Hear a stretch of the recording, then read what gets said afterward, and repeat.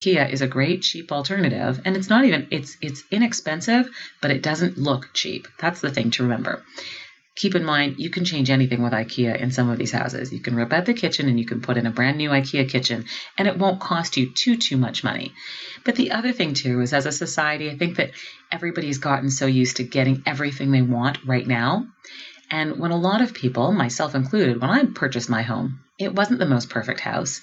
I picked a couple of projects that I wanted to start and renew and do about my house. And then every year I would start to pick a different project. So now, of course, because I've been in my home for over 7 years, now everything looks great, but it's only because year after year after year, I selected a project that made sense for me to do in the house to improve upon it.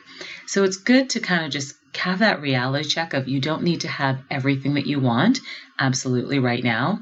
Start small. Pick that one project to finish, and then each year save up and do another project in the home. Other things for first-time home buyers: when you're buying, don't buy in spring. That's probably the most expensive time period to buy in the Toronto real estate market. It's crazy out there.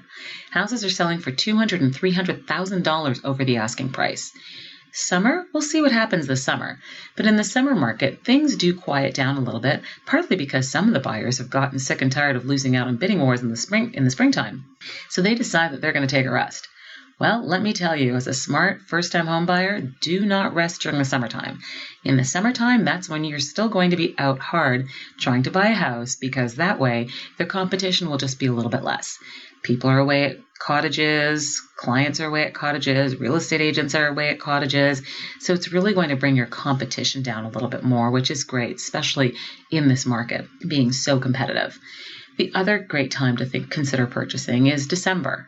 December, again, when people's attention turns to the holidays, whether it's Christmas or Hanukkah or any other thing that they're celebrating, they just tend to start going into party mode and holiday celebration mode and not looking so hard at the housing market. So I would suggest considering looking at late November, early December as a great time for a first-time home buyer to get in the market. You really also have to keep in mind, you really need to sort of like what comes out in the market right now, because yes, I'm saying that it's a good time to buy, but there also is not a lot of inventory during those times of years. So when something comes up on the market, you need to love it. You need to make it good in your mind so that you will actually put an offer on a house in those times and actually get the house. Make sure that when you buy a place, you can also look to see what's an upcoming neighborhood. As I mentioned, the area between St. Clair and Eglinton, around Rogers Road, is certainly becoming a lot more populated these days. You could look at areas like Danforth and Main as well as upcoming areas. They're close to transit. At Danforth and Main, there's a GO train station there. Plus, you are on the TTC subway line, which is huge. Also look for areas where there's nice coffee shops and restaurants. There's a street I was out with a client recently. I think it was in the Dufferin and DuPont area recently. There's a street called Westmoreland, and you can see all sort of cute little shops opening, and there was a rum distillery place that was offering rum tastings. But cute things like that you could see are really going to start making that market really interesting and making homes in those areas a little bit more expensive, but right now they're cheap. The other thing is that Peter Freed has recently taken over the Dufferin Mall in that area, so that you know that he's going to build that mall up to be something quite spectacular. So it's a great neighborhood to make sure that you buy a home around, because the value of that real estate will go up, up, up. Now, again, as I mentioned, you really shouldn't skip the home inspection. It's something that you should always do. When you hire a home inspector, they tend to look at the major systems of the house. So they tend to look at the heating and the cooling systems and the roof and making sure that there isn't a lot of moisture in the basement. But those are things that the regular layperson cannot notice. So it's really good to have a home inspector take a look at those items. As well, in some cases, in some neighborhoods, mainly in the east end of the city, it's important to get a termite inspection done as well too. That's also a very good idea.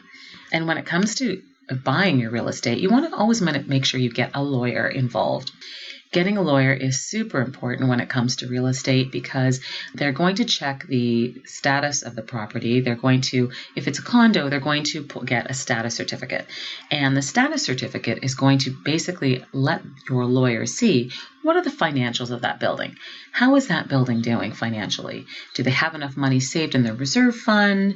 Are the maintenance fees going to go up in the future? Is there going to be a special assessment coming down where owners are expected to kick in an extra amount of money to fix something wrong in the building? So it's really important to make sure that you have your lawyer take a look at that. And anytime you put in an offer on a condo, make sure that it is conditional on the status certificate. Or make sure you see that status certificate before you put in an offer. But usually it's something that's available once you put in an offer. You'll be able to get a copy of the status certificate, and your lawyer will have a few days to take a look at the status certificate to make sure that everything's okay. On the housing front, the lawyer needs to make sure that they can search for title. So they're going to search for good, clean title, which basically means making sure that that person who's selling the house truly does own it, and own it free and clear. There aren't any liens from Revenue Canada or construction liens or anything else on the property. So your real estate lawyer is really going to be looking out for you for that. And a real estate lawyer these days can cost anywhere between $1,000 to $2,000. I've really seen prices running the gamut in terms of what a real estate lawyer will charge you, but they're a very huge asset to have, and it's very important to make sure that you use a lawyer that specializes in real estate.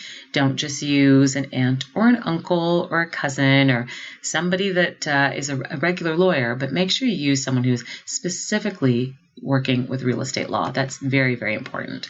And if you're purchasing a pre-construction condo, that's a whole other kettle of fish. But again, it's a very, very, very important to get a real estate lawyer if you are purchasing a pre-construction condo, because the developer will tack on a number of development charges, and your lawyer will be able to assess them and basically go through and cross them out of your deal to make sure that you don't have any additional closing costs. So that's really important.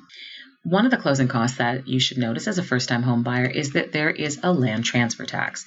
And in Toronto, unfortunately, we have to pay a double land transfer tax. Never fun, of course, but there is a rebate for first-time home buyers. So that is a great savings for first-time home buyers. And the rebate is over $5,000 for the land transfer tax if you are a first-time home buyer.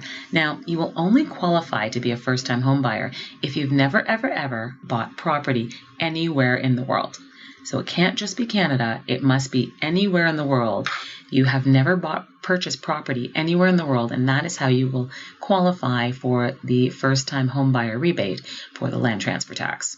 So all those things are very important. When it comes to, as I mentioned earlier, I was talking about basement apartments. The basement apartments in the city of Toronto are not always legal. So you need to decide for yourself if you can stomach owning a property that's not necessarily legal. Generally, what I would do is I would call in a fire consultant. I'm really concerned about, I want to make sure whatever I'm building is safe for somebody who's living there. So I would bring in a fire consultant and make sure that you've got fire-rated doors and you've got all the necessary things to make sure that you're not building a fire trap. At the end of the day, if someone's going to be living in your basement, you want to make sure that you can sleep at night, that you know that you have built a safe place for somebody to live. You don't want anything horrible to happen to them. When it comes to getting money, I definitely recommend talk to a mortgage broker. As a first-time home buyer, they can give you a pre-approval, and that's just when they go do the pre-approval, they're going to take a look at your income, they're going to take a look at your credit rating, and make sure that you are in a good position to put in an offer on a home. And in the marketplace that we're in right now, you generally cannot put in a finance condition. So meeting with a mortgage broker is very, very important to make sure that you don't need to put in a finance condition in the house. So make sure that you do that. It's super, super important. And when you do have a pre-approval, you can make sure that you're very confident that you can buy what you're buying. There's nothing worse than thinking that you're approved to spend $700,000 and you go out and look for houses for $700,000. And when it comes to offer night, you're putting in an offer, and then you realize all of a sudden the next day that, whoa, wait a minute, you're only qualified to shop for $500,000 houses. So that's one of the reasons you want to make sure that you get your pre-approval upfront so you know exactly what you're shopping for and make sure. So when you meet with the mortgage broker, they are going to go through your finances, make sure that you've got your income handy. If you're self-employed, you're going to need to make sure that you've got your notice of assessments from the CRA so they can see how much income that you're declaring. But it's really important to have a good mortgage broker. The mortgage broker can shop around to all of the banks for you. And there's only, I know Bank of Montreal, for example, doesn't work with mortgage brokers, but all of the rest of the banks do. So that when you're working with a mortgage broker, they can shop around for you to get you the best rate so that you can negotiate the best rate. Or if you don't want to work with a mortgage broker and you've been working with a bank for a long time, then make sure that you negotiate hard on the rate. I find with most banks, they'll give you the first rate, but then if you ask again, hey, wait a minute, is this the best you can do? They will come down a little bit for you. So make sure that you negotiate with those banks for sure. And, when you're looking at spending money on a house, you have to look at whether you're going to use variable or a fixed rate of interest. Now, the market over the last few years, the interest rates have come down so much that even I, as a staunch variable rate person, I just recently renewed my mortgage for a cheap rate. So I thought, okay, I'm going to do a 3-year fixed because the rates were so low that I just kind of thought, why not? But I guess in other marketplaces, I certainly consider doing a variable rate over a fixed rate to make sure that you are paying yourself first. And those are some of my tips for first-time home buyers. I hope this has been informative. If you've got any questions, please reach out to me. I can be found at Davelle, that's Davelle, at bosleyrealestate.com. So please let me know what questions you might have, what you'd like me to cover in a future podcast. And thanks so much for listening to the Toronto Real Estate Market Insights from Davelle. You've been listening to The Morrison Report.